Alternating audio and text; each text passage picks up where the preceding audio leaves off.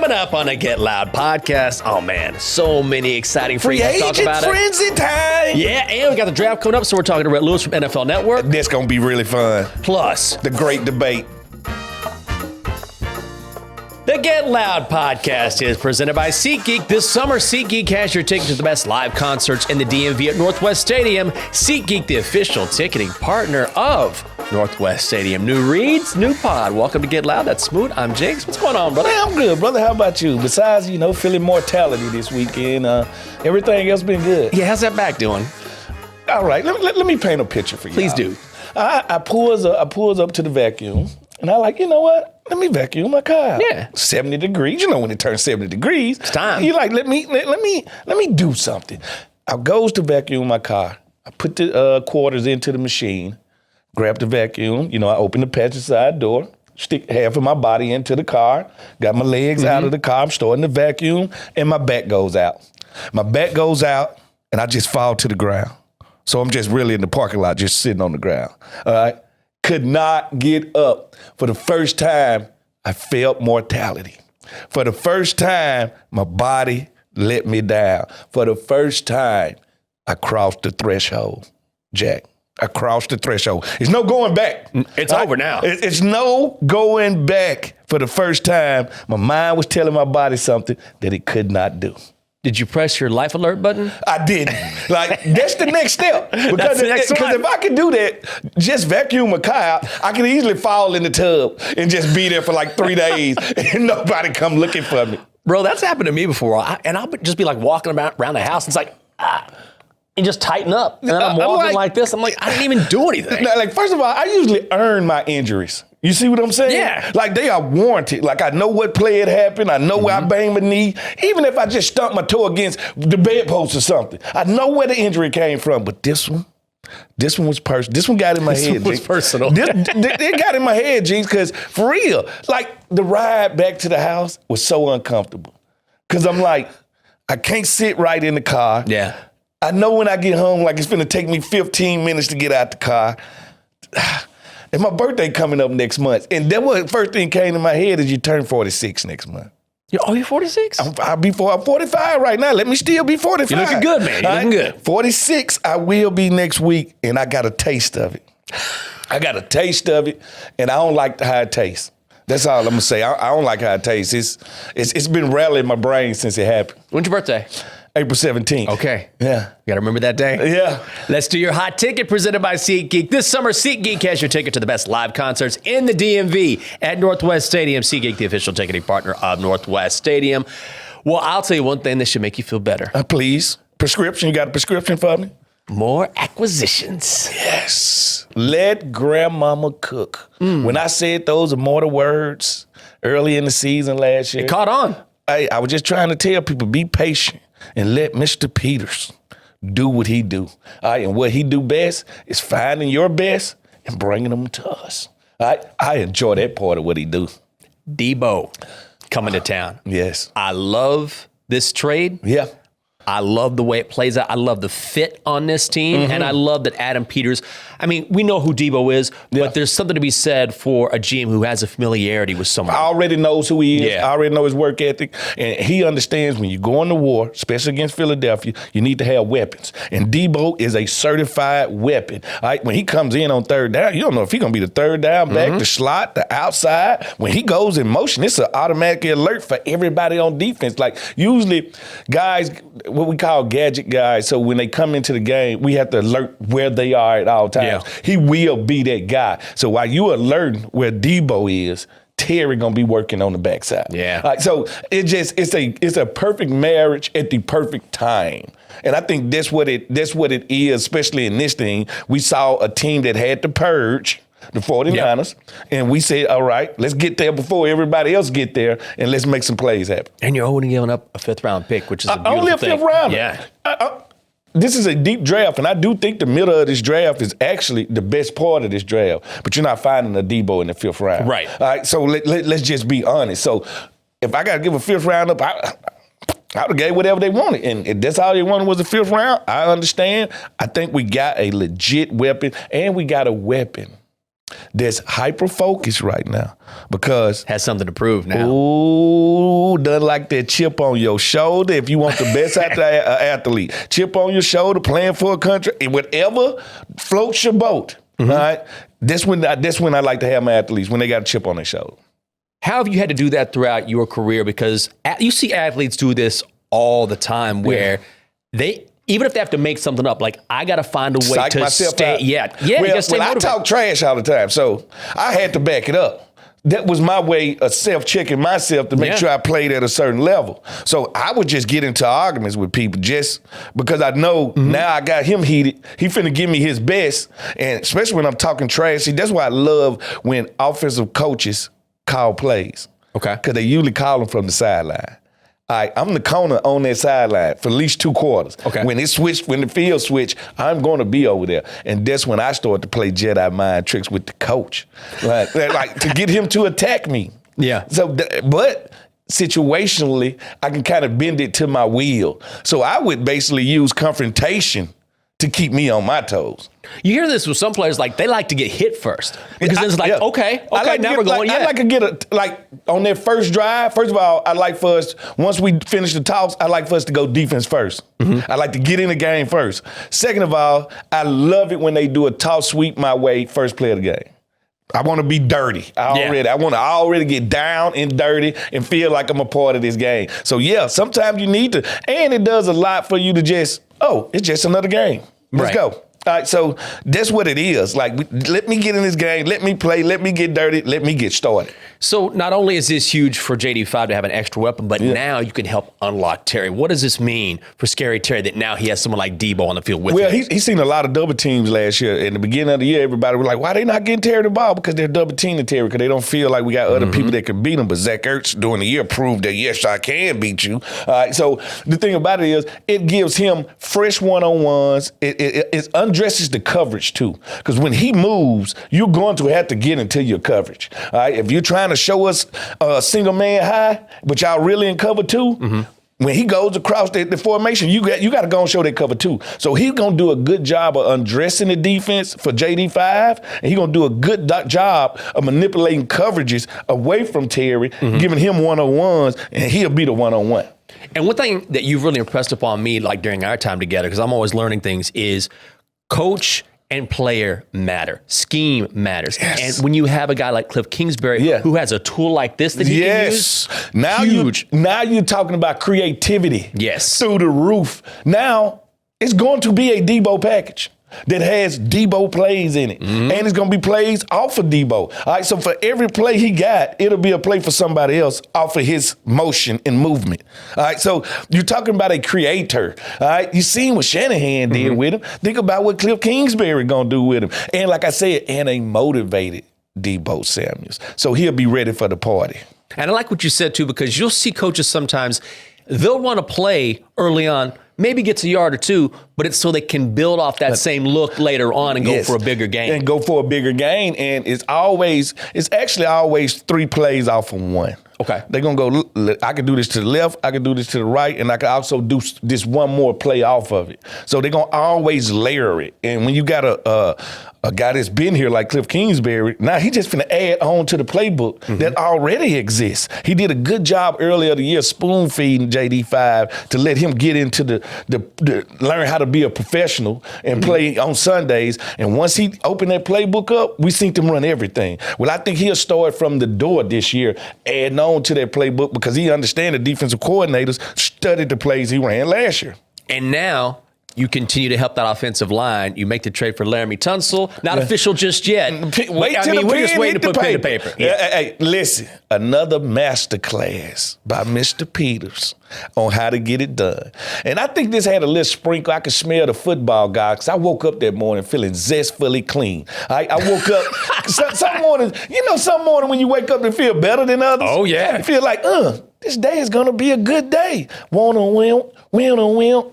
It came across my tip. Is that your ESPN? Win. And then, when you had to give it one of them bite gollies, like, I can't believe this happened. I felt like the residue from the Trent Williams trade, the football guys said, one day we're going to have to pay this forward.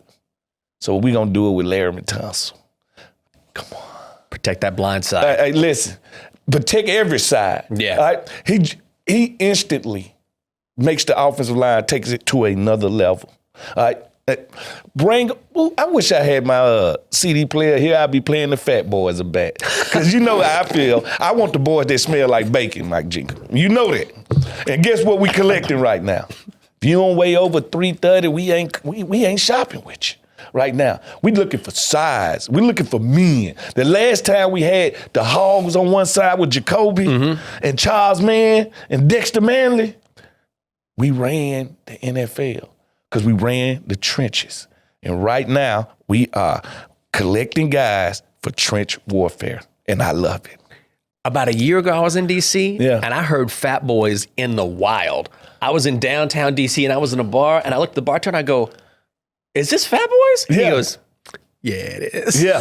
Classic. Who's playing Fat Boys Classic in Fat Boys. 2024? Hey, classic Fat Boys. Sometimes you got to listen to the classics. I'm trapped in the 70s. So if I pull up beside you at a stoplight, 9 times out of 10, it's old music coming out of my car, and I'm just chilling. I'm just enjoying myself. Keeps the spirits up. Like, it's something about, I guess they'll be called Generation Z, maybe? Yeah. Are they? But they say us, I read this the other day. Okay. If you're born between 1977 and 1983, Okay. you are considered a centennial. Oh, God. All right. Yes, they said those 6 years. We are the generation that went analog to The digital? digital. We are the generation. Yeah. All right. So they named us Centennials. All right? Oh, okay. I got so we went from nothing to something. we did without technology, and we are the technology class and group that actually had to learn how to use the technology. We are that generation, Centennials. Yeah, a friend of mine goes, do you think you could ever live without it? I was like, I already have. Yeah. Another guy, not official just yet. That's for Anna. Javon Kinlaw. Oh, yes. So this is another guy that Adam Peters knows from, he was drafted from San Francisco. Yep. Went to play for a year for the Jets. Now he's here in D.C., and that's a guy who hasn't reached his potential yet, and that's part of the draw here, that he can be even better. And that's what he loves to do. He loves to find people that hasn't maxed out. And see, you're not a big Games of Thrones guy, so you won't understand this reference, but he's the mountain that rides, all right? All right? All right. See, there's 2 brothers on there, the Clegane brothers, all right? One is called the Mountain, one is the Hound. They the 2 biggest characters on there, and they just hate each other gut. So we're bringing in the mountain that rides right now, all right? We understand that to stop a team from running the ball, you need some people that can plug up some holes and take up some blocks, and this is one of those fellas right there, and he's mean, and he has history here, all right? He used to live in D.C. Oh, I didn't know that. I did my investigations. That's what I do well. All right. He used to live on D.C. Very humbling story. Started off homeless. So, this shows you what determination and trying to change change your reality looks like. So this is a guy that probably gonna take just a lot of pleasure on putting on that burgundy and gold, especially growing up around here. You'd be a good investigator, a private investigator. Oh, I can find out everything. Oh, my God. You listen. charm someone, and then you're like dropping like a GPS tracker in your pocket. Hey, listen, if you want me to be Fred Buns Jr., I can now. I can get that done now. The one thing I can do, I can infiltrate. All right? I can get in there, and once we start talking, like some people just freely give you information. That's true. Like some people don't understand. And come on, we work in the media, so we used to ask them questions. That's true. Right, so, and we can command the room. So if you can do those couple of things, oh yeah, I can find somebody. Let me know what you need from me. I know a guy that you love that is being brought in, Will Harris. Yeah, listen, I watched the film on this kid. He's crazy versatile. He can play anywhere. He can play anywhere in the secondary.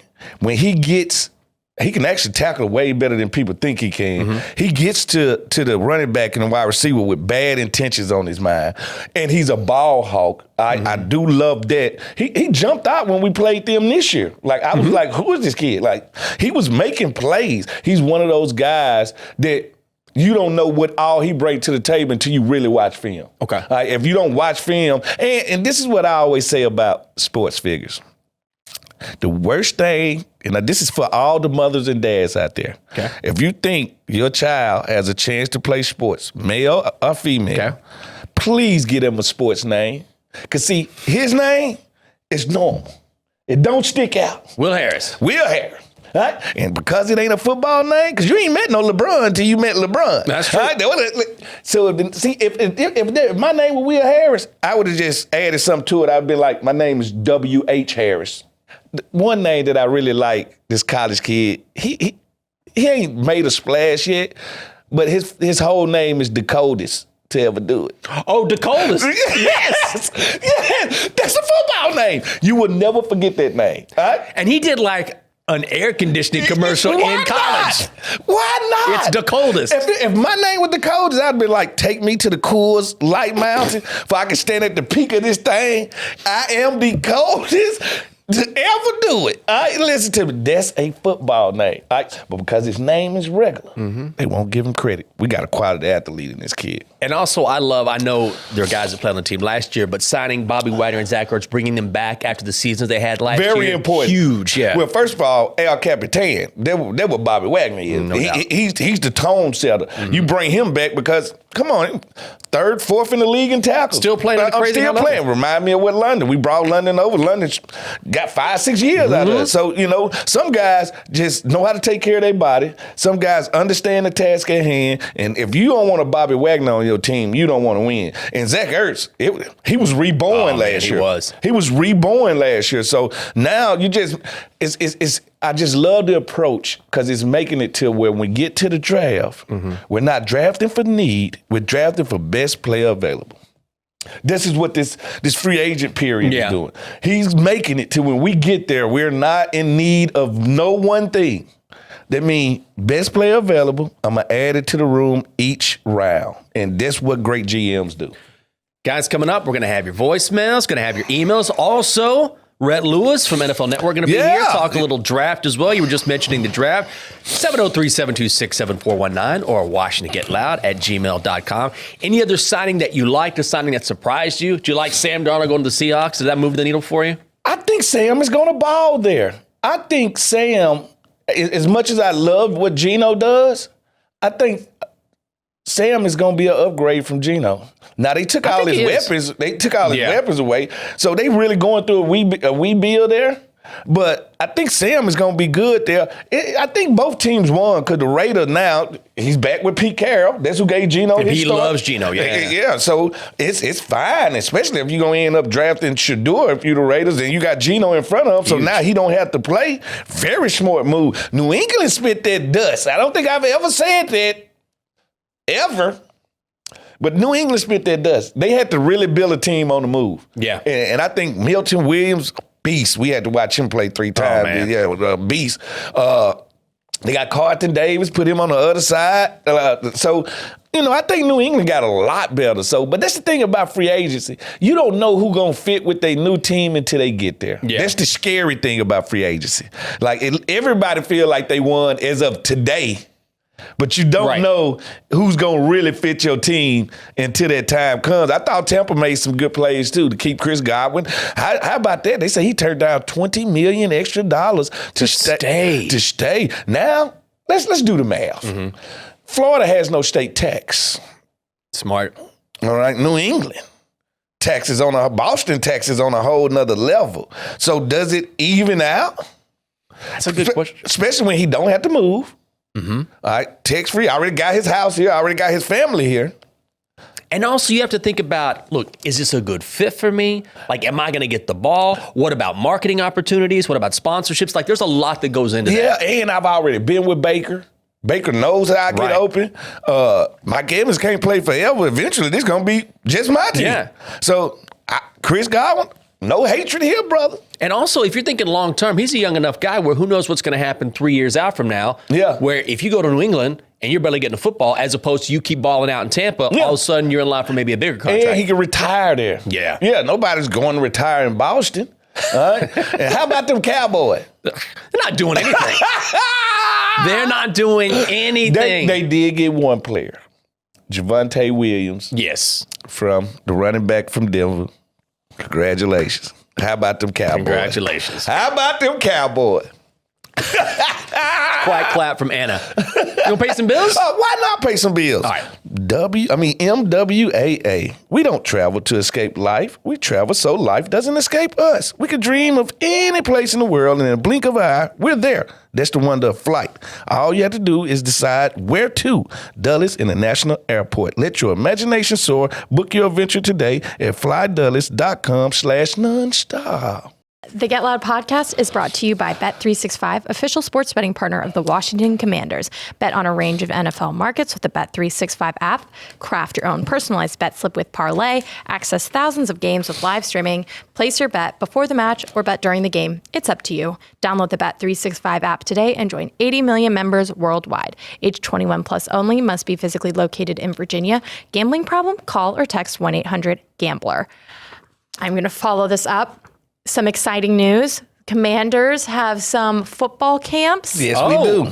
Fred, I hear you're going to be in attendance. I'm going to be in the camp, giving it all that I got. We're going to have some fun out there. We're going to put some work in. And by the way, it's going to be at Northwest Stadium. So if your kid wants a taste on how it is to be a pro, it'll be a lot of us pros there. And we'll be playing on the same field that Jaden Daniels plays on. Monday, March 31st? Yes. Monday, March 31st is the first camp, but you can find more on the website. I'll drop the link in our description. And whether you're a first-time player or a long-time baller, you'll find the same thing here, a chance to get better and have fun. Yes.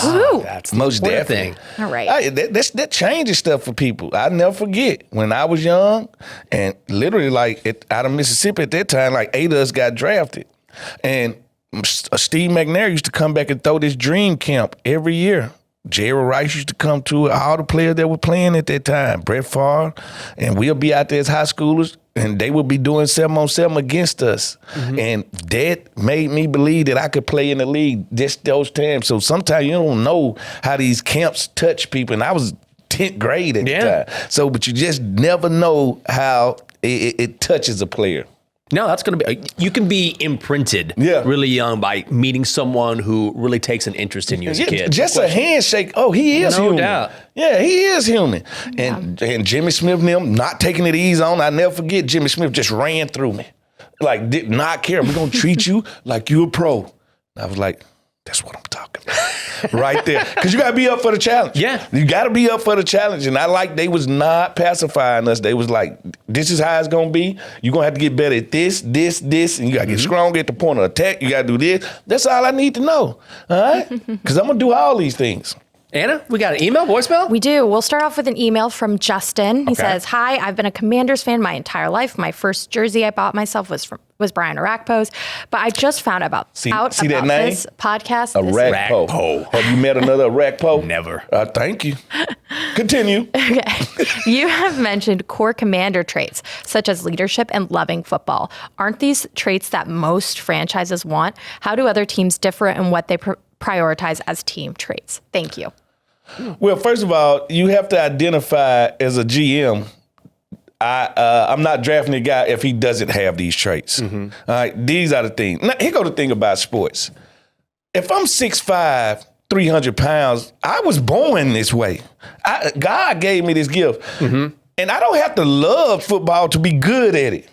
I got the size and the speed and the God's gift for this size. I just need to do it. Yeah. Do it as hard as I can, but I don't have to love it. To be a commander, we want you to love football. Mm-hmm. All right, loving football means practicing every day at 100 miles per hour. Love football is getting in early, leaving late.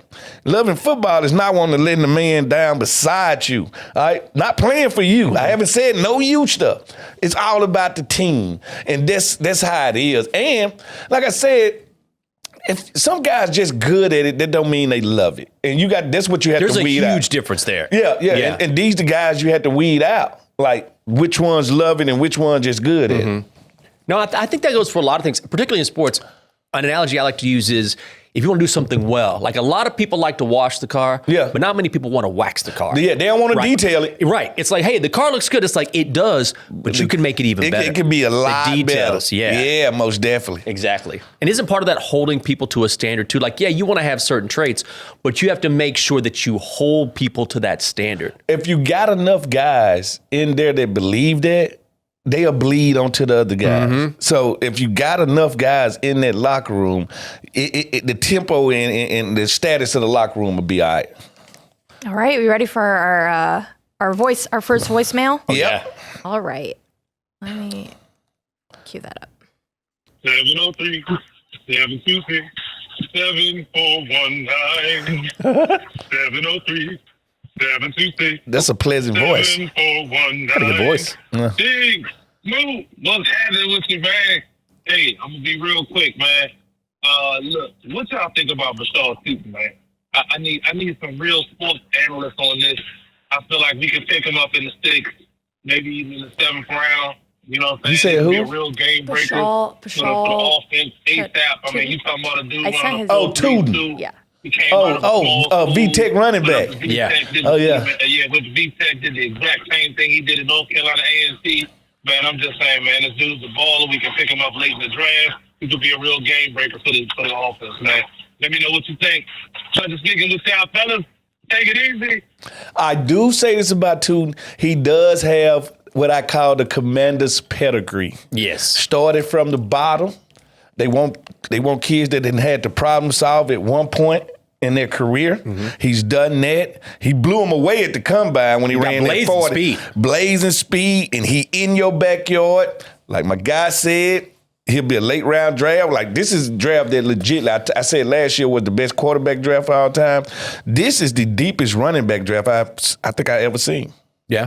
Like it's gonna be legitly 25 to 30 running backs drafted. That's a lot of running backs drafted. So I like Tootin, but I also like Ricky. I like Rocket Sanders at South Carolina. He big, 230, but he fast. He can move. I like. So it's those two for me. Late round running backs that I'll be really keeping my eye on if I'm a draft guru. Well, that's the perfect way to segue into our next guest because we have Rhett Lewis talking about the draft from NFL Network.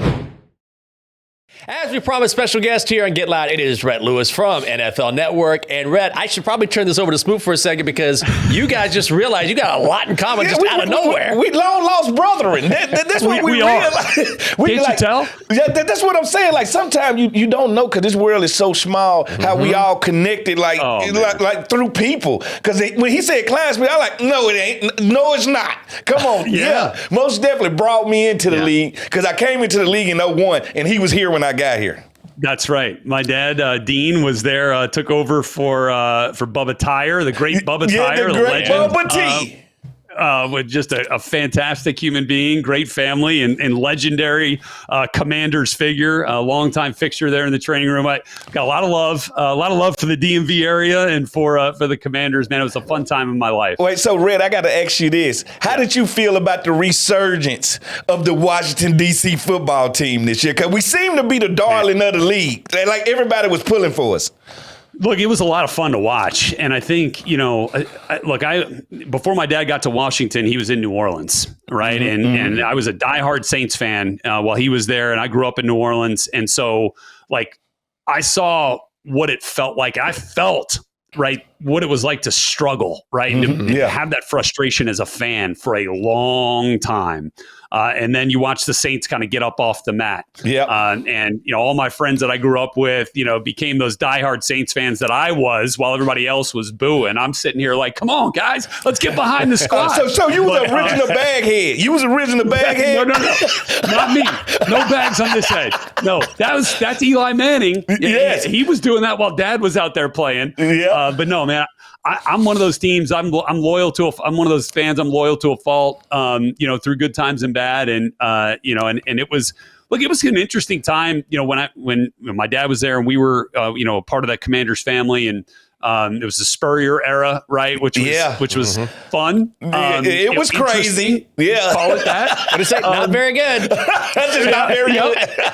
But I think my point is, long-winded way of saying, when you understand that a fan base and that a franchise has gone through a rough period, man, to see it rise so quickly. And I think that's where you start pointing, all that positivity that Adam Peters brought in, right? That new ownership brought in first and foremost, right? But then, that that Adam Peters brought in as GM, Dan Quinn comes in as a head coach. You look at that relationship. You find the quarterback. I mean, like, you've checked the hardest 4 boxes to check. Yeah. Right. Yep. And that's what the Commanders have done. And now you're trying to kind of reinforce and support that moving forward. And Rhett, when you see a guy like Deebo Samuel come to DC, and he has that familiarity with Adam Peters, but also he gives Cliff Kingsbury not just a tool for JD5, but also a different tool for Cliff Kingsbury to use in his Commanders offense. Yeah, and look, I think that's another interesting piece of this is like, okay, so what's Clint going to do? Or what's Cliff Kingsbury going to do here? And I think, you've got that creativity in his background, an excellent offensive mind. And so I think that's a real curiosity, that we have now, because I think, Deebo is different, right? He's the only player in NFL history, only receiver to have 20 rushing touchdowns. Yep. Okay. So there's so many ways that you can utilize him. Now, you don't want to go overboard with it, right? You want to make sure you can keep him healthy and keep him available for you to team up with Terry McLaurin. And now you get Zach Ertz back too. And there's so much more, I feel like, that you can unlock with Jaden Daniels now that you add in a player like Deebo. It's almost like you've got 1A, 1B now with Terry and Deebo, and it's just a matter of how you want to use them in this offense. And I think he's doing such a good job in his free agency period by filling in gaps that we really need to the point where I think he's setting this up to when once we get to the draft, he wants to take best player available. He don't want to have to go to the draft looking for needs, and considering that we're drafting the 29th spot in each round, they're going to be some later picks. Do you have any picks that you say, these are great fits for what Washington got going on? Because myself, late round, I really do like Rocket Sanders. I like Sanders from South Carolina. Rocket, okay. Big running back. He can run in the wintertime. He got the speed to break long runs. Like my type of running back. Any guys that just diamond in the rough that you see? Oh, yeah. I mean, look, I think, and I'll just go back to your point about free agency. Like, this is textbook. Like, this is how you do it. You try to fill needs in free agency, and you build a team's foundation with just really good football players through the draft. Like, that's the way it works. And so you trade for Deebo Samuel, that fills, a wide receiver need there. You trade for Laramie Tunsil, that fills a left tackle need there. Now you kind of release the pressure of, whether it's real or whether it's, in your head, you release that pressure of, man, I got to find this guy. I got to find a tackle. I got to find another receiver. And now you kind of sit back and you can let the board kind of come to you. Now, sure, if you've targeted a group of players and you're starting to see those players come off, you've given yourself some flexibility to say, okay, let's move up. I want to get this player, before he comes off the board, or maybe we just move back a little bit and find better value, acquire more picks. So I think there's ways to do that. As far as a player at 29, I feel like there's a couple of running backs that are probably going to come off the board a little bit before Rocket Sanders. I think you're going to see 2 to 3 probably come off the board in the first round. Ashton Genty being one of them, Marion Hampton from UNC being another. Yep. And then I could see Travion Henderson from Ohio State because he's got home run ability. Because he feels like maybe Jahmyr Gibbs light. And we saw what kind of impact Jahmyr Gibbs had with the Lions. I think you could see that being valued, at the back end of the first round. Do you see him coming out before Quinshawn Junkins? I think that's an interesting one. Yeah, I think Judkins really helped himself at the combine running that sub 4.5 40 time, because I think that's where you started to post, Travion a little bit ahead, because you saw that game breaking ability he had in the playoff. That run he had, Smoot, you'll love this, right? Yeah. Like, I think a lot of times we talk about running backs as and receivers even as well as like ankle breakers, right? With their moves that they put on. Travion Henderson is an angle breaker. Like you watch DBs try to close on him, and it's like all of a sudden, it's like, oh boy, they took a bad angle. Like, I don't know that there's a high enough angle you can take if you're trying to track down Travion Henderson in the open field. Like, his speed feels like it's even faster than the 4.2 he ran at the combine. So to your point about Judkins, he may be a more natural runner. I think he's a more downhill runner, like a little bit more physical, a little bit edgier. And the fact that he ran sub 4.5, I think he's even closer now to Henderson And, I think top of the second round, at worst, those two guys are coming off the board here. And that's amazing how they tried to devalue the running back position. Yeah. And last year I said I thought it was the best quarterback draft I have ever seen in my life. And I still feel like last year was that draft. To me, this is one of the best running back drafts of all time. I think more running backs, maybe 20 plus running backs will get drafted in this draft alone because it is the strong position. And am I a fool to think that most of the good players in this draft, I'm feeling like from pick 35 to pick 85 that's where the players at. Yeah, that might be where the value. To me, some top end value. Sure. Like, I think you'll see a number of those running backs come off. Caleb Johnson from Iowa is another one. Didn't have the fastest 40 time at the combine, but you watch his tape, man, he runs that zone scheme beautifully. I think you'll see a player like Dylan Sampson come off. Bashal Tootin from Virginia Tech is another guy kind of closer to that 85 range. Neil super Neil speed from Virginia Kansas. Tech player. Yep. Yeah, certainly. Neil from Kansas. RJ Harvey from UCF is another favorite of mine there. And then I think, you'll see some offensive linemen come off the board in that range that are going to be always right 10-year type of starter players. I think, you're looking at guys like Donovan Jackson from Ohio State. He could fit into the first round. I think you're looking at players like, Emory Jones from LSU, Frazier from LSU, Wyatt Milam from West Virginia, Jonah Monheim from USC. There are guys out there that are going to be. Anthony Belton from NC State is another guy I like that step in and are going to be in a position to contribute right away for your team. Rhett, when you're scouting guys and you look at a guy at the combine and then you look at his tape, how do you balance what you've seen as a football player and the athleticism you might see in Indianapolis? Where's that balance for you as far as evaluating someone?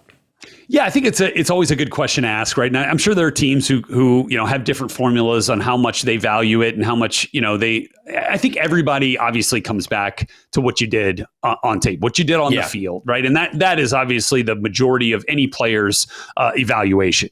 But I think what you do is coming from New Orleans, you kind of liken it to a gumbo pot, right? And you're trying to build all the flavor right into this profile. You got to have the right roux. You got to have that foundation. That's the tape is the roux. Everything else is a little bit of spice that you throw in on top. A little bit of okra we'll put in there. You get some of the andouille sausage. You get a little bit of that beautiful shrimp that you'll throw in there too. Yeah. So that's what we talk. So you got the tape, then you throw in All-Star game season if the guy participated in the All-Star game season. You'll throw in combine performances as well. You'll throw in the pro day. You'll throw in your 30 visits. All that stuff gets kind of thrown into the gumbo pot to create this ultimate draft profile. So it is certainly a piece of the evaluation.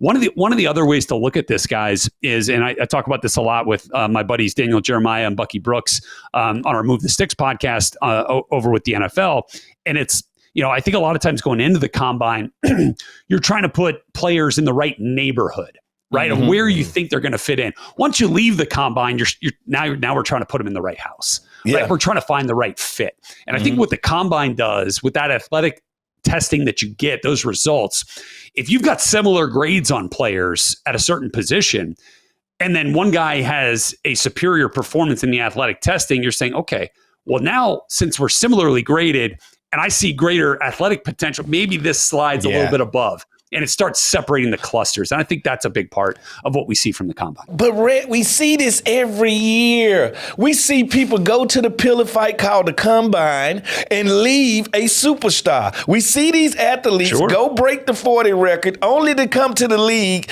and not have good careers. So at what point does you look at it and say, well, this guy just might be a workout champion, a gym rat. He looks well in shorts and a tank top. But when it's time to put on time to play football, that's when the Antonio Pierces and the non-drafted guys and the London Fletchers come out and have 10, 15-year careers. How do you separate the two? How do you separate the gym rat from the football player?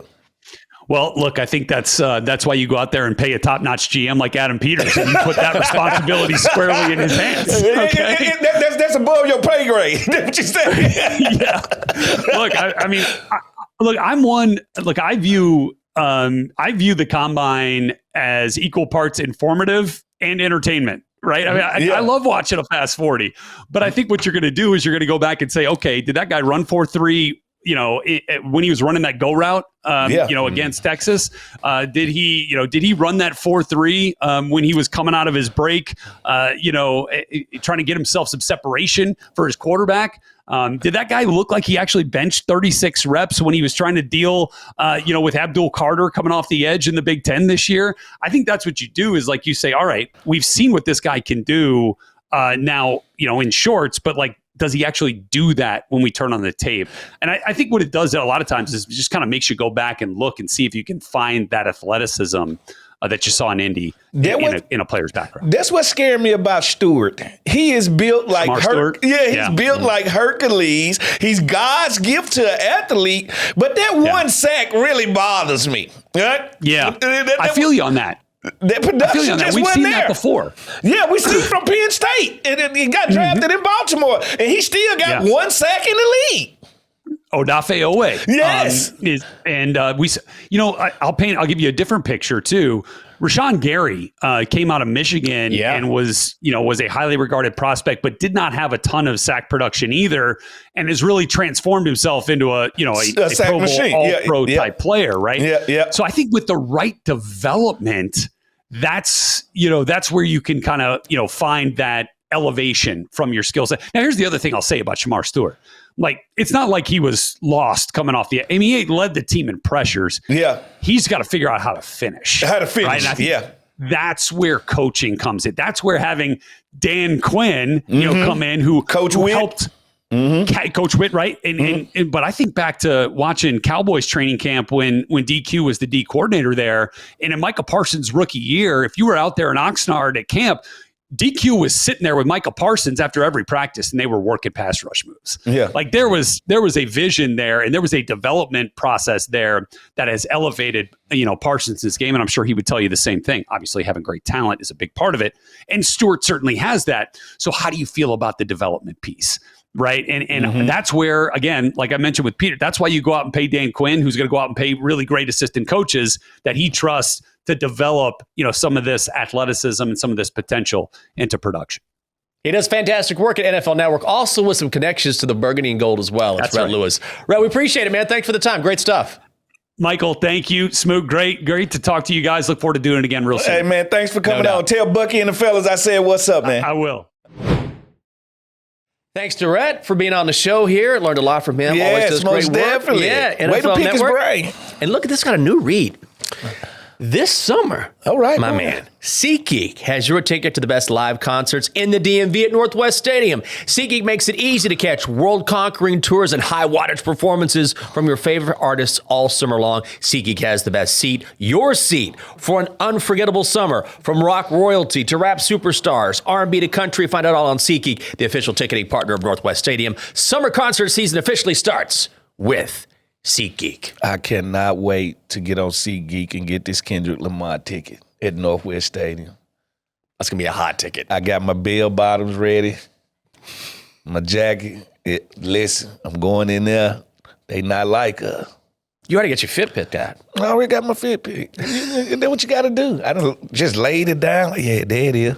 Right there. I got it. More voicemails. Yeah, let's do it. All right. Smooth. Thanks, Anna. You see Michael Henson. Man, I just want to say, man, I just miss football right about now. And I get like this every year. I know there are other sports happening right now. I know there's NBA right now. I haven't really, honestly, hadn't been excited about the NBA since the Michael Jordan Bulls. Maybe when Tim Duncan was playing for the Spurs, maybe, since, I met Tim Duncan personally because we were both in Winston-Salem. I was at Winston-Salem State University, and he was at Wake Forest. I said that was a short conversation. I just miss football, and I miss my Washington team. And I say that every year, despite not us being very good over the past 30 years. But now we've had a year of DQ, of Adam Peters, and Jaden Daniels, now I'm really having Washington Commander withdrawal. I really miss football. I can't wait to week 1 of the next season. I'm ready for it. I will be in attendance if it's a home game. Even if it's an away game, I might try to find a way to be there. I'm going to try to get to training camp this year. I just miss football. I miss my Commanders. You know, I know maybe some other people feel that way. I have nothing else to occupy my time but to watch y'all content. But that's all I want to say, man. Go Commanders. Yes, sir. Hey, this is a period where I think all football fans are going through withdrawals. Yeah. And I don't think it's just withdrawals. I think the draft and the combine do a good job of fillers. That's why even free agency is popular, because people just need a little something. That's what the draft is, and I understand this is a dead period. Now, I can say this. I'm a big Lakers fan. Okay. And since Luka Lannister, the Kingslayer, has been over there with LeBron, it's been fun. The NBA got re-energized. When Jimmy Buckets went to Golden State, like the Rays been going through the roof, so I have really turned my attention to the NBA, and of course, it's spring baseball time. It's coming, man. I'm a Nats fan. We got a young core there with James Woods and the rest of these guys. And I think this might be the second coming of what we built with Strasburg and Bryce Harper. You know, I think we might be having that second coming, man. And also got to throw out the Caps and that chase that Obi is on right now. The Caps are playing out of this world. First of all, Ovi, man, the king of hockey.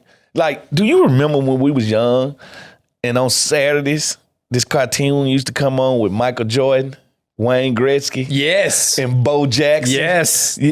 I thought nobody would ever break these records. And yes, it was easier to score with, you know. Yeah, the game's changed, yeah. The game has changed than it is now. But for Ovechkin to do what he doing, especially, like they were saying he was going to break this next year. Ovi said no, this year. And he sat out. He sat out because of an injury. He broke his leg. Yeah. He came back after breaking his leg and hit 6 goals in 3 games. Unbelievable. So most definitely, I got my eye on the Capitals. So I just had to get that in. Yeah, that's been filling my football craving. The NBA been filling it, and plus I'm waiting on baseball. And I got the UFL too. So Are you going to watch UFL? I go to the games all the time. Do you really? Greg Williams is the defensive coordinator. Oh, that's right. So I go show support to my guy all the time. I don't think I've missed a home game in 2 years. Is that right? Yeah, I'm there. I show my support.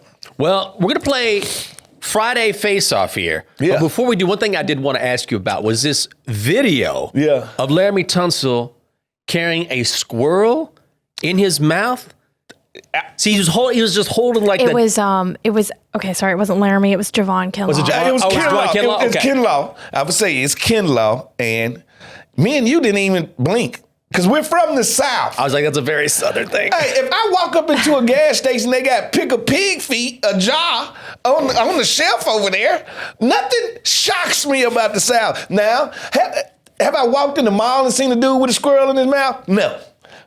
But just out and about, I just seen a dude with a squirrel on his shoulder, with a pet squirrel. I've seen it all. So to see a guy that's 6'4", 340 with a squirrel in his mouth. Carrying a squirrel by like the nape of his neck. Like it's no big deal. It's down south.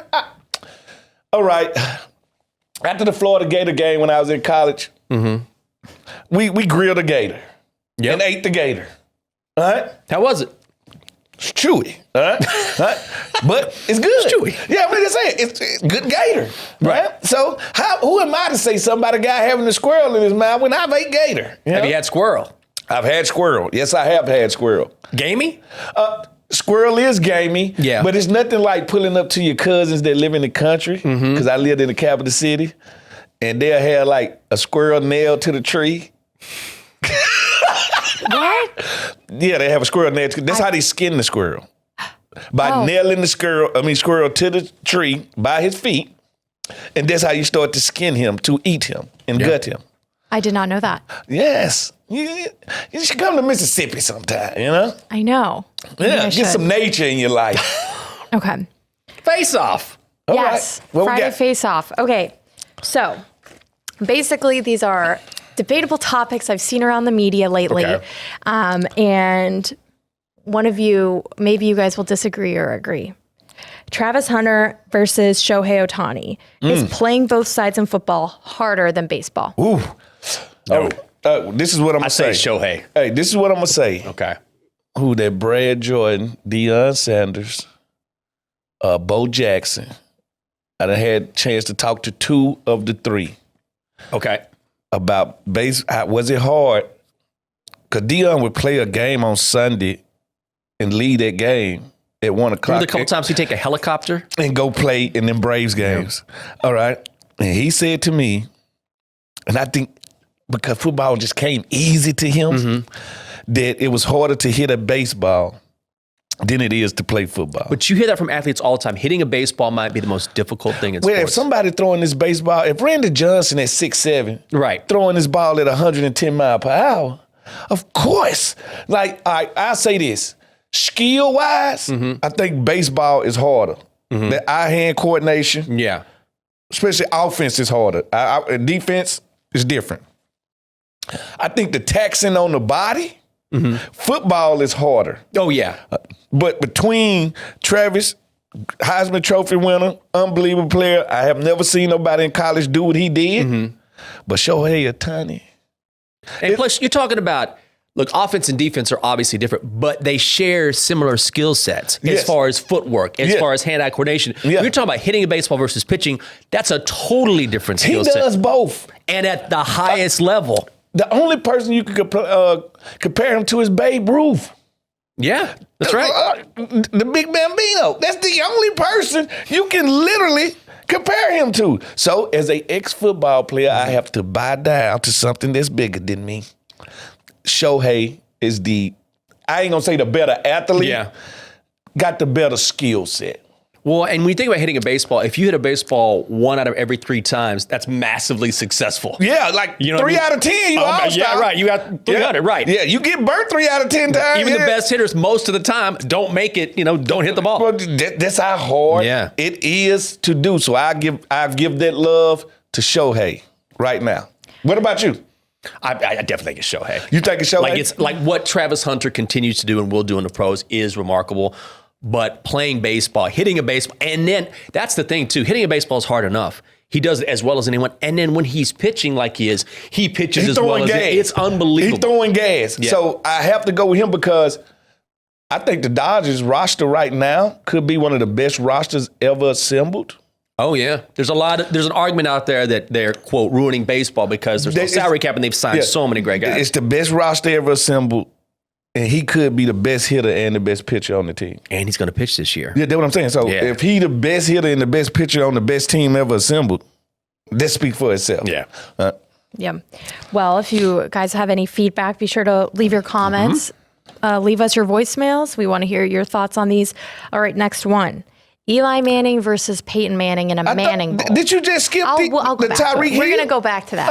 All right. I don't know. All right, Eli Manning and Peyton Manning in the Manning Bowl? Yeah. Is you talking about the kick of destiny?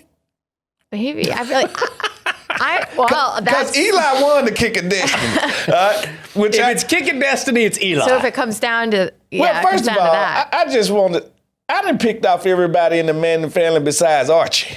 Right? I got this wall called my casket wall where I keep all the balls I intercepted in. It's Manning balls. I got Peyton and I got Eli in there. All right, so if I ever catch Archie at the grocery store and he throwing an apple to somebody, I'm going to pick it up. Dive and get that apple. Dive and get that apple. But I've always been an Eli guy. yeah. Because I love Peyton. I think Peyton is funny, but Eli just looked goofy.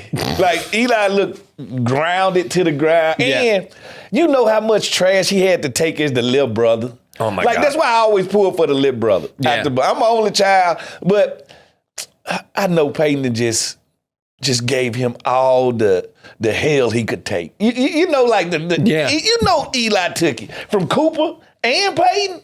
He probably got And imagine that family where if you're Peyton, your father, not a Hall of Famer, but a damn good football player who played on just like the worst teams team ever. Those teams in the well, you world. know, Archie is a Mississippi legend. Period. He is a legend. And then- Period. so you got to follow your father's footsteps. And then if you're Eli, it's like, oh yeah, my dad did this. Now my brother's doing this. And now it's my turn. Now it's my turn to do it. And by the way, the guy that my brother can't beat named Tom Brady, I never lose to. Right. All right, so Eli is my man in the choice. But I think Arch going to be the best out of all of them. Let's hope so, man. I think Arch, a running man. It's his time. A running man. He is built. He's because he takes after his dad, Cooper. Cooper played wide receiver at Ole Miss. A lot of people don't know that till he hurt his neck. So Cooper was always the best. Yeah, everyone athlete. always. I was just going to say, everyone said the best athlete is Cooper. Was Cooper. Yeah, most definitely. Yeah, the best you can see athlete. it in Arch. Yeah, most definitely. All right. Well, now we're back to the topic you wanted to talk. All right. All right. Reactions to Tyreek Hill versus Noah Lyles. All right. Did they haven't raced yet, have they? They agreed they haven't to. decided the distance, but it's going to be like 50, 60 meters probably. I really want to see them in the 100. Oh, I did too. Tyreek wants to go. Noah Lyles wants to go 100 meters. Tyreek wants to go a shorter distance. All right, that's fine. But I think Tyreek gonna shock Noah on how fast he is. Man, listen, watching that man run in person as a ex-defensive back, I'm glad to be retired. Mm-hmm. This dude, balance and first 3 steps are unbelievable. I know I done watched some fast DBs chase this dude and don't even get close to him. Now, Noah Lyles, DMV guy, I understand. We run track in the United States in this area. You are the fastest man in the world in the 200? Not the 100. 100. In the 100, not the 200. Mm-hmm. We thought you were going to win the 200 and lose the 100. Fastest man in the world. Do not take the cheetah for granted. That's all I'm going to say. Tyreek Hill is fast. He is not going to beat Noah Lyles. Also, Noah Lyles just won his, 4th consecutive 60-meter New Balance Indoor Grand Prix event. Listen. It doesn't matter the distance. Do you want to put a small wager on that? Oh, yes. A world-class sprinter against a world-class sprinter. Against one of the fastest football players in the world. And he was a track star. But if you look up his times, he's never touched Noah Lyles. $10. $10 bet. $10. I want it crispy, too. You still owe me a steak. You still owe me a steak. I want $10 all in quarters. You gonna go to the laundromat? Yeah, that's what I want. I want it all in a bag of quarters. All right? I'm telling you right now, Tyreek is going to be faster. Because it ain't nothing like a guy that's already the fastest person in his world. Mm-hmm. So that means he ain't never had to chase. You don't even know what gear he got. Oh, Noah?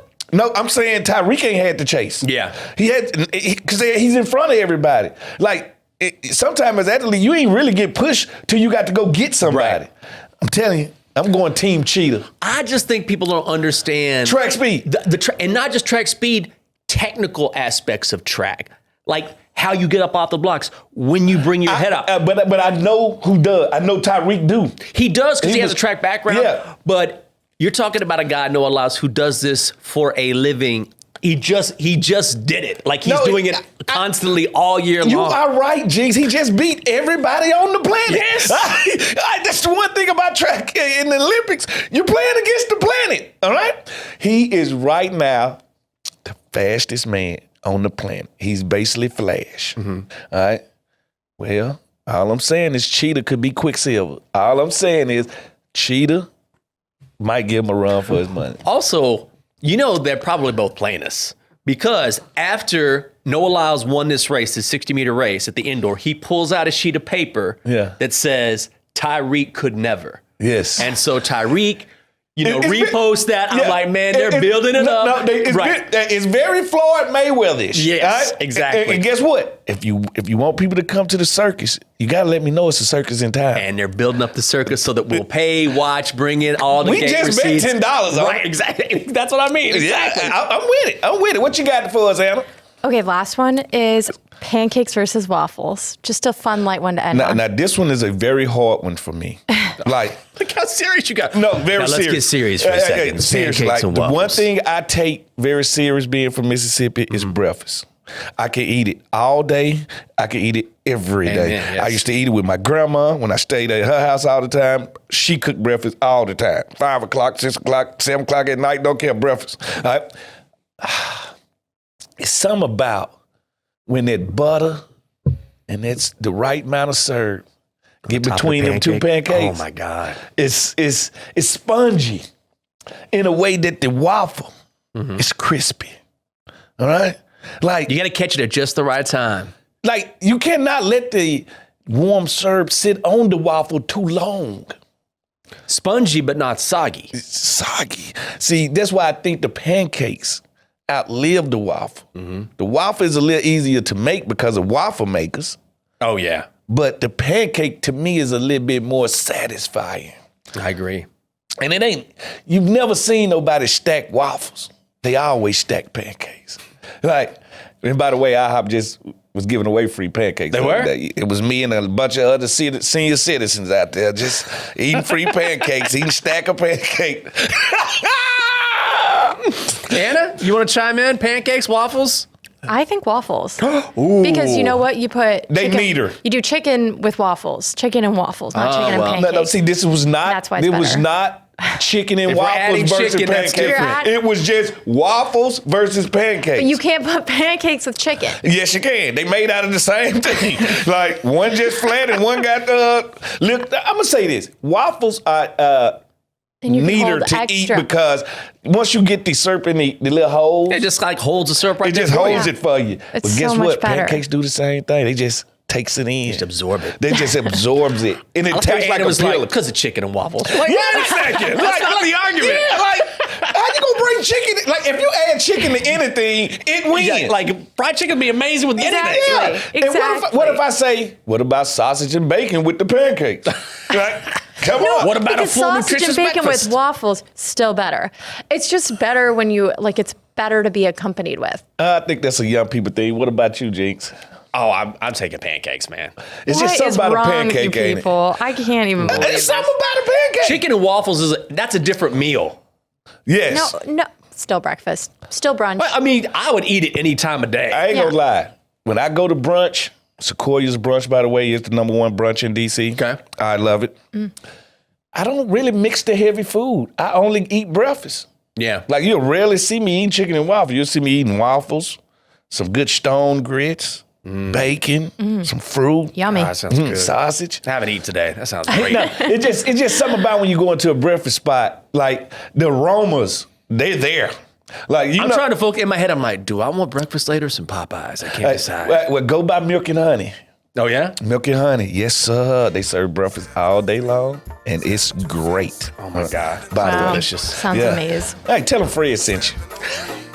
That's going to do it for the Get Loud podcast. That's Anna. I'm Jinx. That's Smoot. Have a great Tyreek, week. bring it home, Tyreek. Come on, no, $10. A crispy 10 on the line. See you next week. 726